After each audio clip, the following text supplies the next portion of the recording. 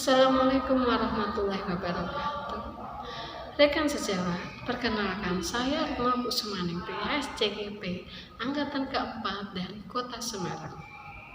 Izinkan saya untuk memaparkan koneksi antar materi terkait hal pembelajaran berdiferensiasi. Apa yang dimaksud pembelajaran berdiferensiasi? Pendekatan, strategi, dan bagaimana pembelajaran berdiferensiasi bisa berhasil. Pembelajaran berdiferensiasi adalah pembelajaran yang mengakomodir kebutuhan belajar siswa, di mana guru memfasilitasi apa kebutuhan siswa. Rekan guru sejawat, adapun pendekatan dalam pembelajaran berdiferensiasi antara lain, yang pertama adalah kesiapan belajar, kedua minat belajar, dan ketiga adalah profil belajar. Ketika kegiatan belajar bersama atau berkelompok, dari hasil yang didapat, maka guru bisa melakukan pemetaan, di mana hasil pemetaan itu, maka guru akan bisa melakukan perencanaan pembelajaran berdiferensiasi. Adapun beberapa strategi dalam pembelajaran berdiferensiasi adalah konten, proses, dan produk.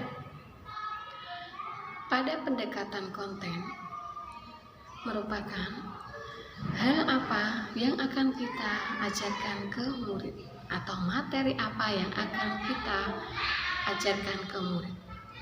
Pada pembelajaran berdiferensiasi ini, kita bisa melihat bagaimana minat belajar murid. Kita bisa melihat gaya belajar mereka.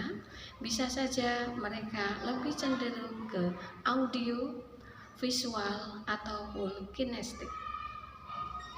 Pada pendekatan proses, di mana bagaimana cara murid memahami materi yang kita ajarkan. Bagaimana kebutuhan belajar mereka bisa terpenuhi?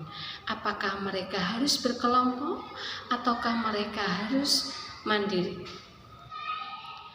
Di sini kita sebagai guru, ketika pembelajaran berdiferensiasi, maka kita bisa menggunakan teknik scaffolding, di mana berapa banyak bantuan yang akan kita berikan kepada murid dan siapa saja yang akan mendapat bantuan.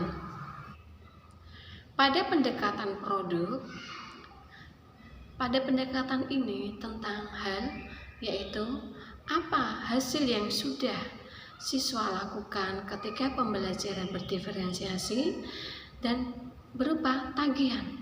Misal, tagihan bisa berupa unjuk kerja, karangan, puisi, berupa produk.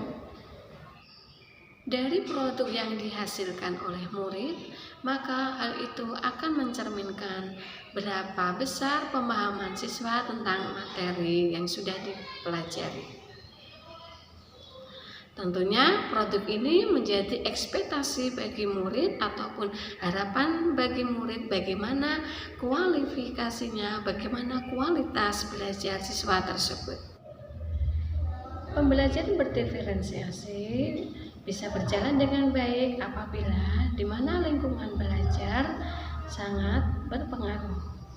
Anak bisa menjadi rasa aman, nyaman dalam belajar.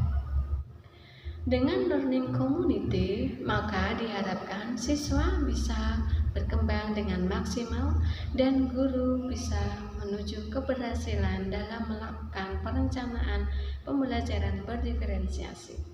Pembelajaran berdiferensiasi dikatakan mudah. Bagaimana cara melakukannya?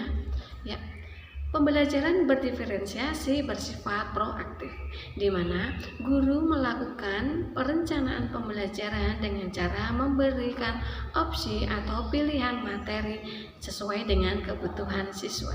Pembelajaran berdiferensiasi yang bersifat kualitatif bukan kuantitatif, di mana jumlah tugas yang diberikan kepada siswa disesuaikan dengan kebutuhan belajar siswa itu sendiri. Pembelajaran berdiferensiasi berakar pada penilaian, di mana guru bisa melihat dari kesiapan, minat, serta hasil belajar tentang pemahaman materi baru, sejauh mana pemahaman mereka, dan serta produk yang sudah dihasilkan.